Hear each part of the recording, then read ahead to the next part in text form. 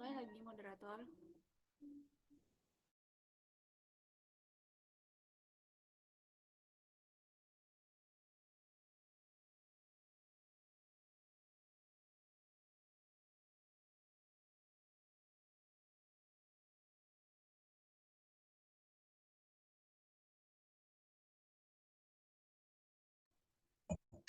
Baiklah, teman-teman. Assalamualaikum warahmatullahi wabarakatuh. Waalaikumsalam warahmatullahi wabarakatuh. Alhamdulillahirabbil alamin. Assalatu wassalamu ala asrofil anbiya'i wal mursalin wa ala alihi wa sahbihi rasulillahi ajma'in. Amma ba'du. Pertama dan terutama sekali, marilah kita panjatkan puji beserta syukur kita atas kehadiran Allah Subhanahu wa taala yang telah memberikan rahmat dan karunia-Nya kepada kita semua sehingga kita dapat berhadir pada Zoom kesempatan kali ini. Yang terhormat dosen pengampu Dr. Rayendra SPD MPD dan teman-teman yang insya Allah dirahmati oleh Allah Subhanahu wa taala. Nah, pada kesempatan kali ini kami dari kelompok 10 akan memaparkan materi mengenai aliran-aliran filsafat pendidikan. Nah, di mana anggota pada kelompok 10 ada saya sendiri Siti Aisyah, Tri Junia Samaloisa, Febrinaldi Zulhak, dan Rahmita Juliandori. Baiklah, masuklah kita ke pemaparan materi pertama yang akan disampaikan oleh Tri Junia. Kepada Tri Junia disilakan. Baik, terima kasih sebelumnya moderator. Perkenalkan saya Tri Junia Samaloisa, NIM 21129129, akan menjelaskan materi tentang aliran-aliran filsafat pendidikan. Di mana seperti yang kita ketahui bahwa filsafat dalam arti harfiah berarti cinta kebijaksanaan. Dalam arti luas, filsafat adalah upaya manusia untuk berpikir secara spekulatif, reflektif, dan sistematis tentang alam semesta di mana dia hidup dan hubungannya dengan alam semesta. Jika pendidikan adalah untuk mempromosikan perubahan yang lebih baik, maka filsafat menentukan apa yang baik bagi sebagian masyarakat tertentu atau masyarakat secara keseluruhan. Nah, filsafat pendidikan merupakan terapan dari filsafat, yang berarti bahwa filsafat pendidikan pada dasarnya menggunakan cara kerja filsafat, akan menggunakan hasil-hasil kajian dari filsafat, yaitu berupa hasil pemikiran manusia tentang realitas, pengetahuan, dan nilai, khususnya yang berkaitan dengan praktek pelaksanaan pendidikan. Dalam filsafat pendidikan, terdapat berbagai aliran sesuai dengan aliran yang terdapat dalam filsafat. Tinjauan filsafat dapat berwujud sebagai upaya penemuan kongruensi antara aliran-aliran filsafat pendidikan dengan filsafat Pancasila. Adapun berikut ini yang akan diuraikan berbagai aliran filsafat pendidikan yang menjelaskan tentang pengkajian terhadap fenomena atau gejala dan eksistensi manusia dalam pengembangan hidup dan kehidupannya dalam alam dan lingkungannya yang tercakup dalam eksistensialisme, progresivisme, prenelialisme, esensialisme, dan rekonstruksionisme. Yang pertama yaitu filsafat pendidikan.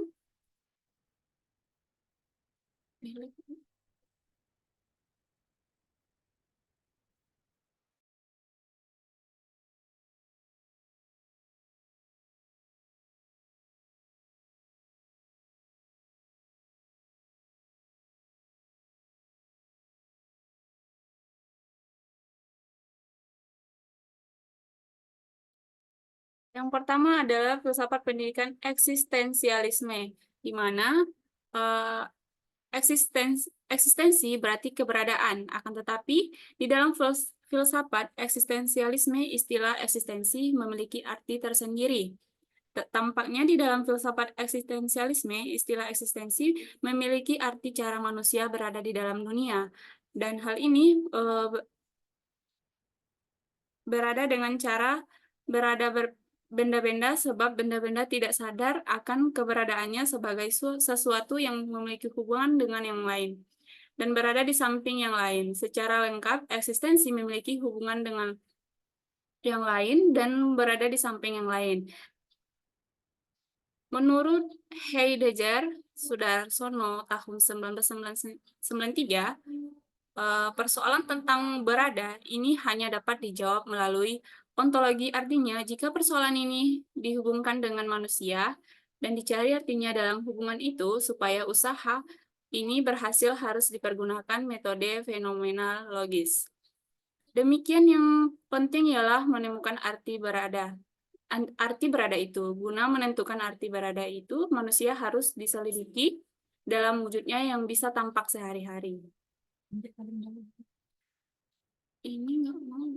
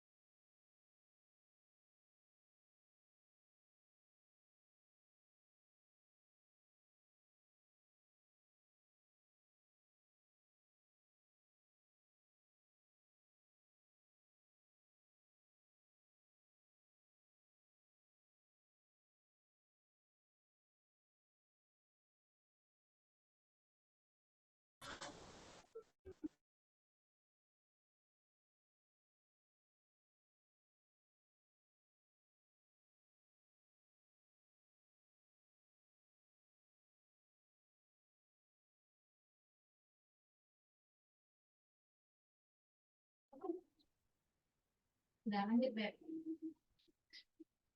Lanjut aja bacanya.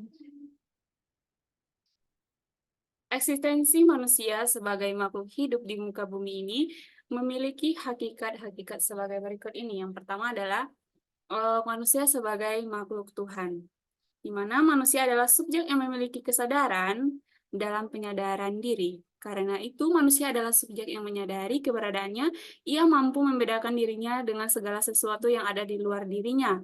Selain itu, manusia bukan saja mampu berpikir tentang diri dan alam sekitarnya, tetapi sekaligus sadar tentang pemikirannya. Yang kedua yaitu manusia sebagai kesatuan badan roh. Terdapat 4 paham mengenai struktur metafisik manusia, yaitu materialisme, idealisme, dualisme, dan paham yang menyatakan bahwa manusia adalah kesatuan badan roh. Yang ketiga yaitu ada manusia sebagai makhluk individu. Sebagai individu, manusia adalah kesatuan yang tak dapat dibagi antara aspek jasmani dan rohaninya. Manusia bukan hanya badan, sebaliknya bukan hanya roh. Sebagai individu, setiap manusia mempunyai perbedaan sehingga bersifat unik. Setiap manusia mempunyai dunianya sendiri, tujuan hidupnya sendiri, masing-masing secara sadar merupakan menunjukkan eksistensinya yang ingin menjadi dirinya sendiri atau bebas bercita-cita untuk menjadi seseorang atau menjadi seorang tertentu. Dan masing-masing mampu menyatakan, inilah aku di tengah-tengah segala yang ada. Karena itu manusia adalah subjek dan tidak boleh dipandang sebagai objek. Yang ketiga yaitu ada manusia sebagai makhluk sosial. Manusia adalah makhluk individual, namun demikian ia tidak hidup sendirian. Tak mungkin hidup sendirian dan tidak pula hanya untuk dirinya sendiri. Manusia hidup dalam keterpautan dengan sesamanya. Di samping itu, setiap individu mempunyai dunia dan tujuan hidupnya masing-masing. Mereka juga mempunyai dunia bersama dan tujuan hidup bersama dengan sesamanya. Sehubungan ini, Aristoteles menyatakan manusia sebagai makhluk sosial atau makhluk bermasyarakat. Oleh karena setiap manusia adalah pribadi atau individu, dan adanya hubungan pengaruh timbal balik antara individu dengan sesamanya, maka idealnya situasi hubungan antara individu dengan sesamanya itu tidak merupakan hubungan antara subjek dengan objek, melainkan subjek dengan subjek. Berdasarkan hal ini, itu karena dapat hubungan timbal balik antara individu dengan sesamanya dalam rangka mengukuhkan eksistensinya masing-masing, maka hendaknya terdapat keseimbangan antara individualitas dan sosialitas pada setiap manusia. Baik, demikian materi yang dapat saya sampaikan. Selanjutnya saya kembalikan kepada moderator. Terima kasih. Baiklah, terima kasih kepada Tri Junia yang telah memaparkan materi pertama. Baiklah, materi selanjutnya yang akan saya paparkan sendiri, yaitu lanjutan dari eksistensi manusia sebagai makhluk hidup di muka bumi ini memiliki hakikat-hakikat sebagai berikut. Di mana hakikat yang kelima yaitu manusia sebagai makhluk yang berbudaya. Nah, manusia pada dasarnya adalah makhluk budaya yang harus membudayakan dirinya. Manusia sebagai makhluk budaya mampu melepaskan diri dari ikatan dorongan nalurinya serta mampu menguasai alam sekitarnya dengan alat pengetahuan yang dimilikinya. Nah, hal ini berbeda dengan binatang sebagai makhluk hidup yang sama-sama makhluk alamiah dengan manusia. Dia tidak dapat melepaskan dari ikatan dorongan nalurinya dan terikat erat oleh alam sekitarnya. Nah, istilah kebudayaan berasal dari kata bud, berasal dari bahasa Sanskerta. Dari kata bud ini kemudian dibentuk kata budaya yang artinya bangun atau sadar. Nah, hakikat yang keenam yaitu manusia sebagai makhluk susila. Nah, manusia sadar akan dirinya dan lingkungannya, mempunyai potensi dan kemampuan untuk berpikir, berkehendak bebas, bertanggung jawab, serta punya potensi untuk berbuat baik. Nah, karena itulah eksistensi manusia memiliki aspek kesusilaan. Menurut Immanuel Kant, manusia memiliki aspek kesusilaan karena pada manusia terdapat rasio praktis yang memberikan perintah mutlak sebagai makhluk otonom atau memiliki kebebasan. Manusia selalu dihadapkan pada alternatif tindakan yang harus dipilihnya. Nah, hakikat yang ketujuh yaitu manusia sebagai makhluk yang beragama. Nah, aspek keberagamaan merupakan salah satu karakteristik esensial eksistensi manusia yang terungkap dalam bentuk pengakuan atau keyakinan akan kebenaran suatu agama yang diwujudkan dalam sikap dan perilaku. Nah, keberagamaan ini menyiratkan adanya pengakuan dan pelaksanaan yang sungguh atas suatu agama. Adapun yang dimaksud dengan agama ialah suatu sistem kredo atau tatanan keimanan atau keyakinan atas adanya sesuatu yang mutlak di luar manusia. Satu sistem ritus atau tata peribadatan manusia yang dianggapnya mutlak itu. Nah, dan satu sistem norma atau tata kaidah yang mengatur hubungan manusia dengan manusia dan alam lainnya yang sesuai dan sejalan dengan tata keimanan dan tata kepribadatan termaksud di atas. Nah, hakikat yang ke-8 yaitu manusia sebagai makhluk berpendidikan. Nah, pendidikan adalah humanisasi yang artinya upaya memanusiakan manusia atau upaya membantu manusia agar mampu mewujudkan diri sesuai dengan martabat kemanusiaan. Sebab manusia menjadi manusia yang sebenarnya jika ia mampu merealisasikannya hakikatnya secara total, maka pendidikan hendaknya merupakan upaya yang dilaksanakan secara sadar dengan bertitik tolak pada asumsi tentang hakikat manusia. Next, selanjutnya.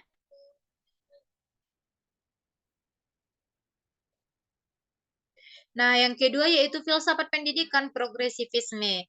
Nah, menurut penganut aliran ini bahwa kehidupan manusia berkembang terus-menerus dalam suatu arah positif. Nah, apa yang dipandang benar sekarang belum tentu benar pada masa yang akan datang.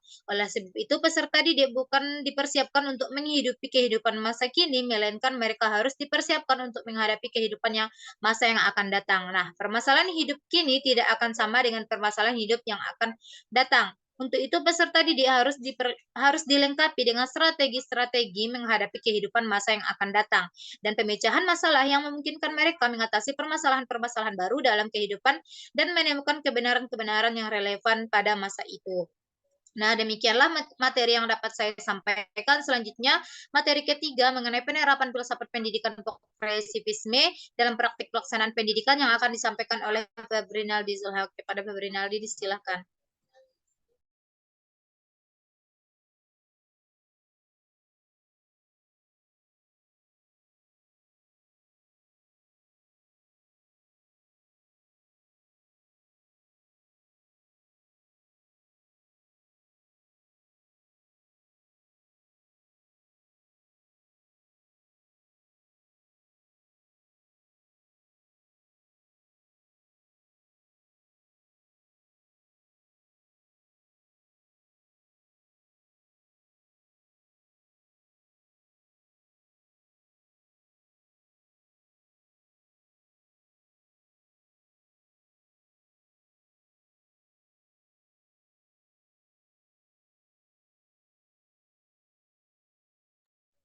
Baiklah, saya ulangi kembali pemaparan materi ketiga yang akan disampaikan oleh Febrinaldi Zulhaq mengenai penerapan filsafat pendidikan progresivisme dalam praktik pelaksanaan pendidikan. Disilahkan. Baik, terima kasih kepada moderator. Saya akan melanjutkan materi yang berikutnya. yaitu pendapat filsafat pendidikan progresivisme dalam praktik pelaksanaan pendidikan. Yang pertama itu ada tujuan pendidikan. Tujuan pendidikan menurut aliran ini adalah harus memberikan keterampilan dan alat-alat yang bermanfaat untuk berinteraksi dengan lingkungan yang berada dalam proses perubahan secara terus-menerus. Siswa diharapkan memiliki keterampilan pemecah masalah yang dapat digunakan untuk menentukan, menganalisis, dan memecahkan masalah. Yang kedua itu ada kurikulum pendidikan. Kalangan progresif menempatkan subjek didik pada titik sumber sekolah. Mereka lalu berupaya mengembangkan kurikulum dan metode pengajaran berpangkal pada kebutuhan, kepentingan, dan inisiatif subjek didik. Jadi ketertarikan anak adalah titik tolak bagi pengalaman belajar. Imam Barnadib menyatakan bahwa kurikulum progresivisme adalah kurikulum yang tidak beku dan dapat direvisi sehingga yang cocok adalah kurikulum yang berpusat pada pengalaman. Yang ketiga yaitu metode pendidikan. Metode pendidikan yang biasa digunakan oleh aliran progresivisme diantaranya adalah yang pertama itu metode pendidikan aktif. Pendidikan progresif lebih berupa penyediaan lingkungan dan fasilitas yang memungkinkan berlangsungnya proses belajar secara bebas pada setiap anak untuk mengembangkan bakat dan minatnya. Yang kedua itu metode memonitor kegiatan belajar. Mengikut proses kegiatan anak belajar sendiri sambil memberikan bantuan-bantuan apabila diperlukan yang sifatnya memperlancar berlangsung kegiatan belajar tersebut. Yang ketiga yaitu metode penelitian ilmiah. Pendidikan progresif merintis digunakannya metode penelitian ilmiah yang tertuju pada penyusunan konsep. Yang keempat itu pemerintah pelajar. Pendidikan progresif memperkenalkan pemerintah pelajar dalam kehidupan sekolah dalam rangka demokratisasi dalam kehidupan sekolah. Yang kelima itu kerjasama sekolah dengan keluarga. Pendidikan progresif mengupayakan adanya kerjasama antara sekolah dengan keluarga dalam rangka menciptakan kesempatan yang seluasnya bagi anak untuk mengekspresikan secara alamiah semua minat dan kegiatan yang diperlukan anak. Yang keenam itu sekolah sebagai laboratorium pembahasan pendidikan. Sekolah tidak hanya tempat untuk belajar, tapi berperanan pula sebagai laboratorium dan pengembangan gagasan baru pendidikan. Yang keempat itu belajar. Proses belajar terpusat pada anak dengan memberikan perhatian anak, namun guru tidak membiarkan anak mengikuti apa yang ia inginkan, karena anak belum cukup matang untuk menentukan tujuan memadai. Yang kelima itu peranan guru. Guru menurut pandangan filsafat progresivisme adalah sebagai penasihat, pembimbing, pengaruh, dan bukan sebagai orang pemegang otoritas penuh yang dapat berbuat apa saja terhadap muridnya. Yang keenam itu peserta didik. Teori progresivisme menempatkan peserta didik pada posisi sentral dalam melakukan pembelajaran, karena murid mempunyai kecenderungan alamiah untuk belajar dan menemukan sesuatu tentang dunia di sekitarnya dan juga memiliki kebutuhan-kebutuhan tertentu yang harus dipenuhi dalam kehidupannya. Next.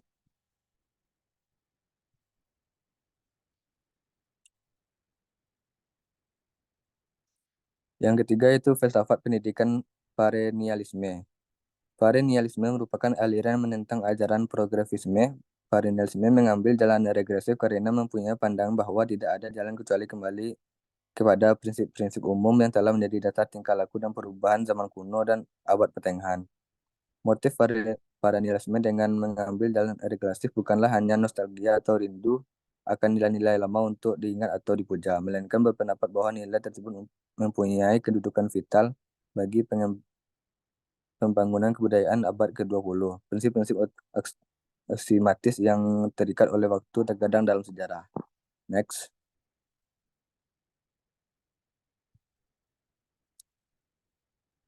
Contoh aliran perennialisme pada pendidikan di Indonesia yaitu berdirinya sekolah-sekolah yang berbasis agama seperti Muhammadiyah, Nahdlatul Ulama, sekolah-sekolah Kristen, dan pondok pesantren. Sekolah-sekolah seperti ini biasanya memiliki kurikulum yang sedikit berbeda dan lebih mengedepankan ilmu agama karena agama dianggap sebagai sesuatu yang memiliki nilai-nilai atau prinsip-prinsip umum yang telah menjadi pandangan hidup.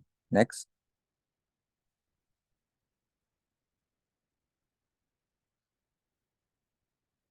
Yang keempat itu filsafat pendidikan esensialisme. Esensialisme bukan merupakan suatu aliran filsafat tersendiri yang mendirikan suatu bangunan filsafat tersendiri, melainkan suatu gerakan dalam pendidikan yang memprotes pendidikan progresivisme.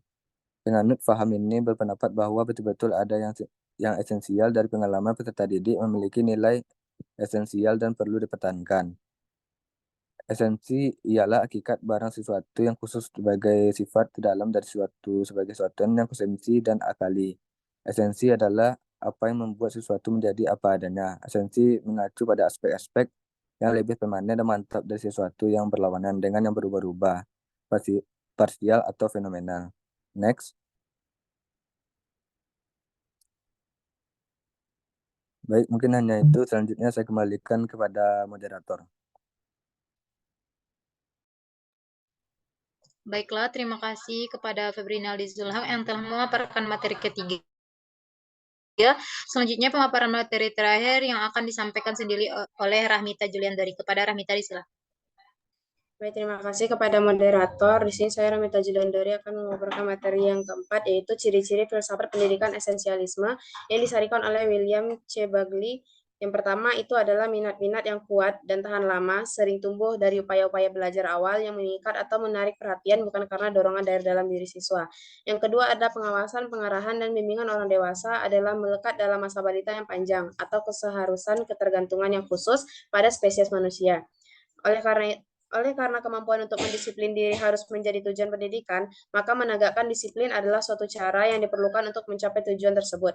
Esensialisme menawarkan sebuah teori yang kokoh kuat tentang pendidikan, sedangkan sekolah-sekolah pesaingnya atau progresivisme memberikan sebuah teori yang lemah. Penerapan filsafat pendidikan perennialisme terhadap praktik pendidikan adalah yang pertama itu dari segi pendidikan. Dari segi pendidikan percaya bahwa pendidikan harus didasarkan kepada nilai-nilai kebudayaan yang telah ada sejak awal peradaban umat manusia, sebab kebudayaan tersebut telah teruji dalam segala zaman, kondisi, dan sejarah.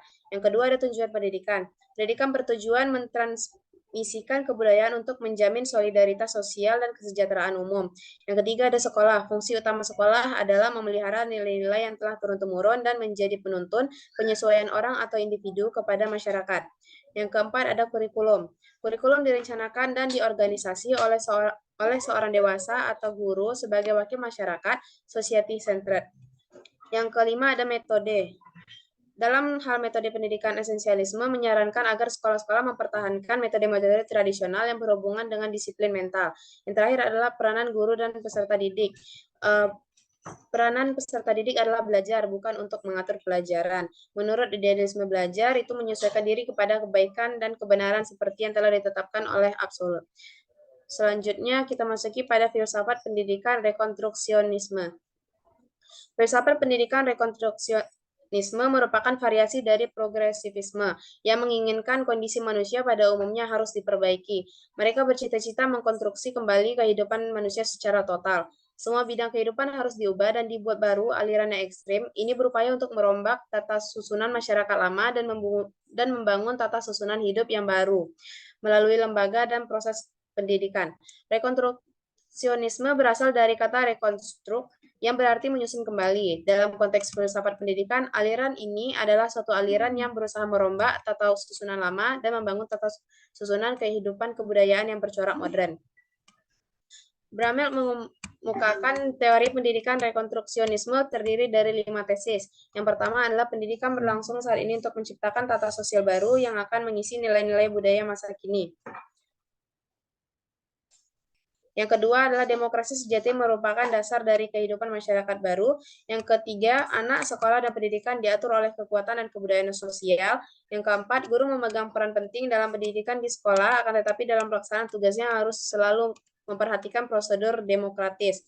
Yang kelima adalah tujuan pendidikan untuk menemukan kebutuhan-kebutuhan yang berhubungan dengan krisis budaya dan untuk menyesuaikan kebutuhan dengan sains sosial, yaitu nilai-nilai yang universal. Yang keenam adalah penyusunan kurikulum, isi pelajaran dan metode yang dipakai, struktur administrasi dan cara bagaimana guru dilatih sebaiknya harus ditinjau kembali.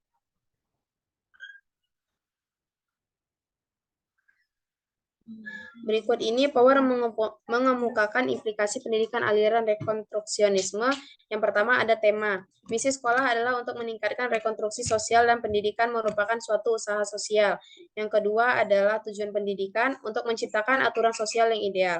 Yang ketiga adalah kurikulum. Kurikulum harus diwarnai oleh semua budaya dan nilai-nilai yang berhubungan dengan sekolah. Tidak boleh didominasi oleh budaya mayoritas atau budaya yang ditentukan atau disukai.